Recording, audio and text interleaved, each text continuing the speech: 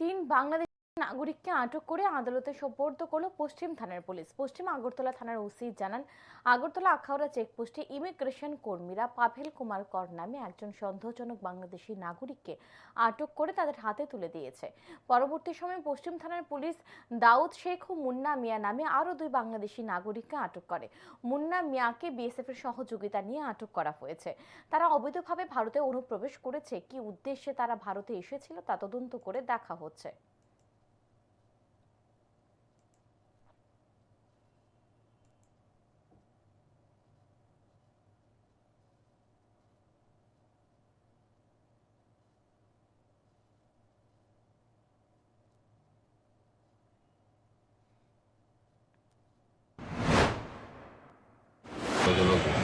অবস্থায় ওনাকে ডিটেইন করে আমাদের কাছে হ্যান্ড ওভার করে।